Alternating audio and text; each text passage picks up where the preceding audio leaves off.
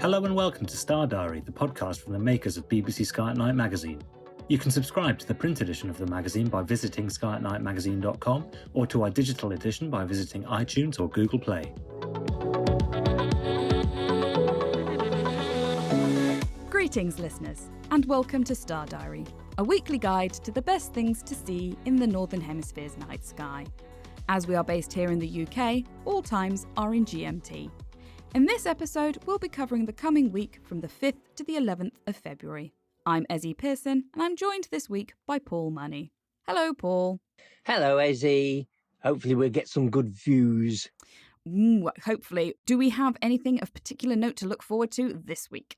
Well, I'm afraid we have to start back in the twilight morning sky again. It's the way how things work, unfortunately, at the moment. But we start on the morning of February the 5th. And there we find the crescent moon. It's a thick crescent moon. It's to the lower left of Antares as morning twilight begins.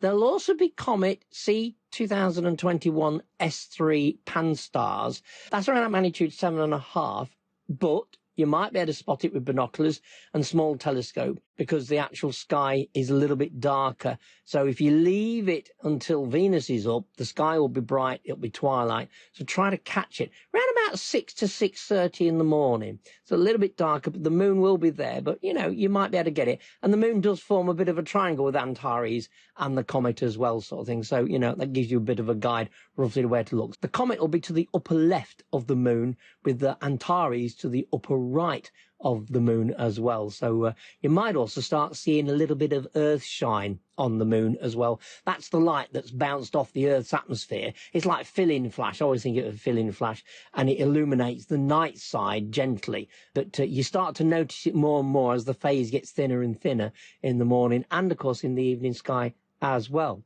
Now, February the 7th, the crescent will have moved on. It'll be even slimmer by then. It'll be very low down. You want to be looking around about 7 a.m. in the southeast, uncluttered horizon, so you get a view because the moon is a lot lower than Venus. So you have to wait until Venus is up. The twilight doesn't get too bright because it'll swamp the moon and Venus. And we've also got Mars as well. So they form a bit of a triangle. Now, Venus is under the teaspoon asterism of Sagittarius, but I suspect the stars will be washed out by the twilight itself. Mars may also be difficult as well because of the same reason, but it's worth trying for if you've got binoculars. However, as we always say, don't leave it too long. The first hints of the sun beginning to rise, stop observing with binoculars or even the naked eye, because we don't want you to damage your eyes if you leave it too late. But it's a nice view, and so the crescent moon will be to the lower right of Venus, and then Mars is to the lower left. So it gives you a rough idea of where to look. So if you can see the moon, Mars is just slightly higher above the horizon than the moon, off to the left beyond Venus. So worth having a go at just in case. And as you said there with the sun, it's always when you're observing in the morning specifically, because in the evening, once the sun's gone down, it's not coming back up again. But in the morning, make sure if you it know. does worry. Yeah, if it comes up again, you have bigger problems. But in the morning, make sure you always look up exactly when in your area the sun is going to rise. Make sure you set an alarm and that you're fully aware, because you don't want to catch the sun through optics. You can do yourself a lot of damage. So do be careful on that front.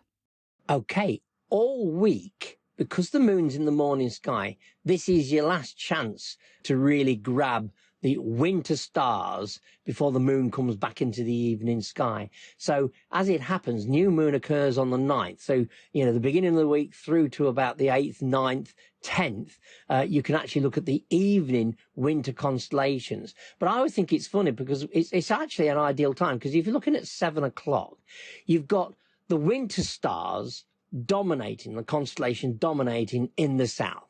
So it's winter at the moment, so that's understandable. But ironically, you've got the autumn constellations over in the west slowly begin to set. And then over in the east, you've got the spring constellations rising. So in the west, you've got sort of things like Pegasus, you've got Pisces, etc., sort of beginning to set sort of thing. Whereas you've then got Orion, Taurus, the really bright constellations, the really wonderful constellations of the winter sky. Okay, you've also got two planets, well, Jupiter and Uranus as well. But you've got the Milky Way, it's straddling the sky from Cygnus in the northwest, with Perseus right at the zenith, and then down to Sirius and Canis Major in the southeast as well. So really, this is the best chance this week to grab it. Let's hope you've got clear skies, because the photographers will be out imaging many of the nebula, the Orion Nebula, and a lot of the fainter nebulas in this patch of the Milky Way. I always think it's a bit sparser than the summer Milky Way, where there's lots and lots of nebulae to photograph.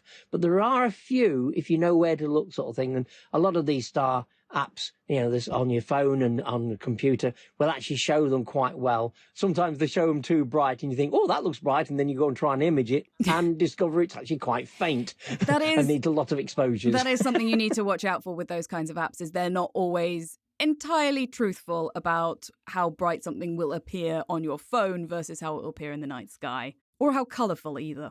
Yes, they do tend to exaggerate the colour because it looks so bright, but really long exposures brings out the colour with these objects. But so this is a good week to actually do that before the moon starts to really intrude. Now, as it happens on the evening of the 8th, we have another shadow transit. Again, it's Io sort of thing. Io transits followed by its shadow. You want to be looking around about evening twilight through to about 8 p.m. in the evening. So this is a lot earlier. So if you missed it last week, hey, you got a second go. It's always the beauty with these. They're forever going around Jupiter, and there's going to be a point whereby they cross over the disk of the planet. So again, we have another go this time. Some of those moons really whip around that thing in a matter of days. So if you miss it, it'll be along and again in a minute. Yeah, Io and Europa sort of thing, It's just a question of, is it going to be going across when it's up in the night sky and you can actually see it?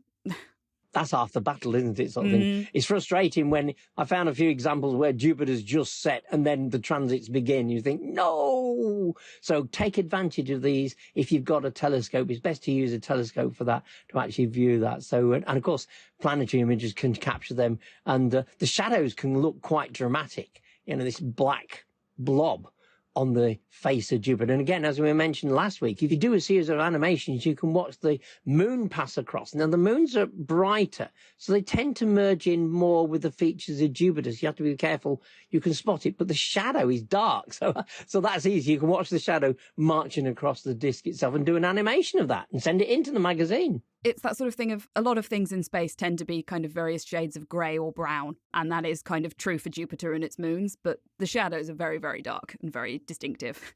Exactly. Now, by the time we get to February the 11th, the moon is finally creeping out of the evening twilight. It'll still be a very slim crescent. Bright even time, about 6 p.m., we're now finding Saturn is very low. I mean, the twilight's quite strong. Saturn is setting quite quickly. The slim crescent moon will lie to the upper left of Saturn, and is a good time to look again for that Earth shine. This will be quite prominent, so it'll be quite pretty in actual fact to see.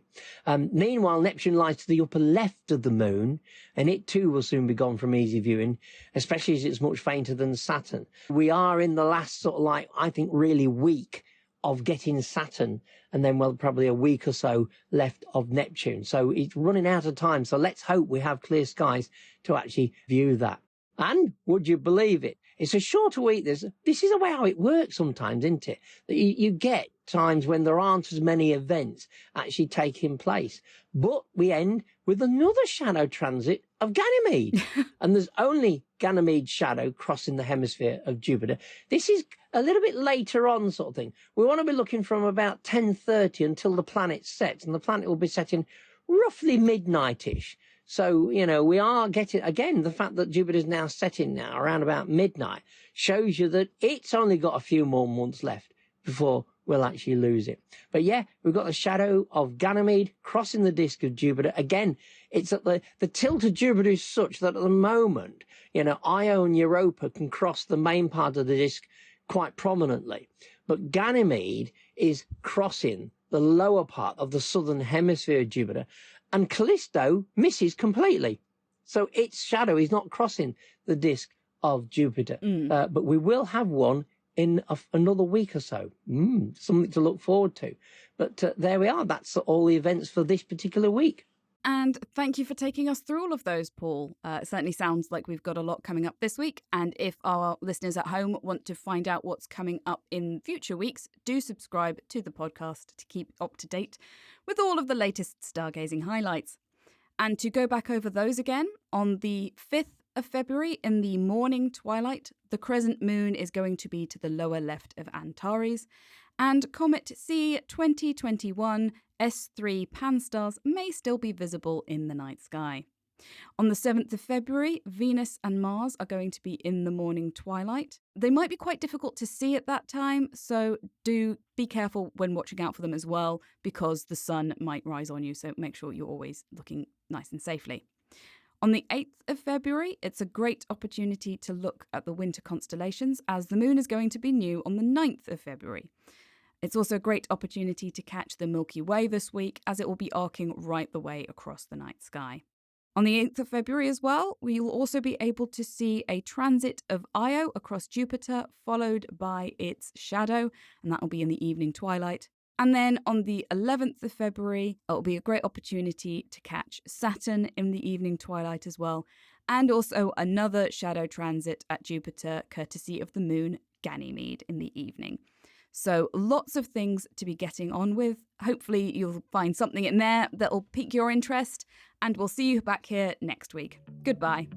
If you want to find out even more spectacular sights that will be gracing the night sky this month, be sure to pick up a copy of BBC Sky at Night magazine, where we have a 16-page pull-out sky guide with a full overview of everything worth looking up for throughout the whole month.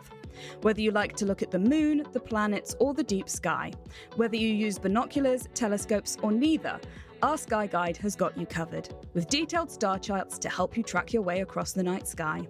From all of us here at BBC Sky at Night magazine, goodbye. Thank you for listening to this episode of the Star Diary podcast from the makers of BBC Sky at Night magazine. For more of our podcasts, visit our website at skyatnightmagazine.com or head to Acast, iTunes or Spotify.